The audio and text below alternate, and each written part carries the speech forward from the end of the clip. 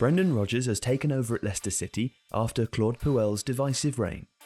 Rodgers looks to be a good fit for the former Premier League champions, with his strong track record in youth development that began when coaching Chelsea's youth team under Jose Mourinho, and a reputation for playing attractive, possession-based football. When Leicester City dramatically won the title in 2015-16 though, the side played a very different style that seemed created to get the best out of striker Jamie Vardy. While Vardy got most of the goals, other key figures such as N'Golo Kante, Riyad Mahrez and Danny Drinkwater have departed, which suggests that Leicester are ripe for adaptation. Under Claudio Ranieri in 15-16, Leicester played a functional 4-4-2. Danny Simpson and Christian Fuchs were disciplined fullbacks, only getting forwards when safe to do so, while N'Golo Kante screened a deep-sitting defence that set up as two banks of four, with Vardy and Shinji Okazaki or Leonardo Ulloa loitering for the counter-attack. In attack, Leicester would send Vardy and Okazaki down the channels, creating the space in behind the opposition fullbacks, while Mahrez cut inside. Often Vardy would break the offside trap himself and be through on goal, but Mahrez and the second striker were often in space for a cross as well. Leicester would also look to switch the play quickly through the long passing of Drinkwater, dragging teams to one side, then releasing an attacker in the space on the other. Key to this was Leicester's direct approach. Less possession and fewer passes than most top sides in the league, coupled with their ability to defend deep, win the ball back and launch raking counter-attacks through a combination of intelligent long balls and the pace and movement of Vardy, Mahrez and Okazaki or Ulloa. The title was obviously Leicester City's greatest triumph, and the most unlikely league win of all time.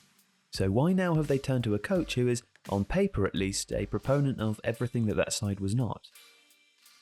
Rodgers' tactical philosophy is clearly influenced by the possession-based style that is advocated by someone like Pep Guardiola, but there are elements of pragmatism there too, perhaps influenced by Rodgers' time at Chelsea. His preferred 4-2-3-1 often uses fullbacks that push high, a screening midfielder who can play good switching passes, and inverted wingers. But, as at Swansea, Rodgers also often deploys a genuine striker who plays high and looks for crosses or to run in behind, as well as participating in intricate passing moves. While his use of Gylfi Sigurdsson as a late arriving goal threat, as much as a creative one, showed a dynamism that belies the idea that type of professional football can be sterile and ponderous. It's also worth noting too that at Liverpool, Rodgers built his side around the extraordinary abilities of Luis Suarez, creating a pressing, counter-attacking midfield diamond setup that could look like a 4-3-3 and thrived on the pace, intelligence and movement of Suarez, Daniel Sturridge and Raheem Sterling in his breakout season. This setup saw Jordan Henderson as an all-action pressing midfielder, while Steven Gerrard supplied long passes to switch play or release the front line, and Coutinho added driving runs from central midfield. Indeed, this same directness was employed by Rodgers at Celtic, where the usual 4-2-3-1 could seem more like a 3-2-4-1 against teams that sit deep. He also used the system in Champions League football.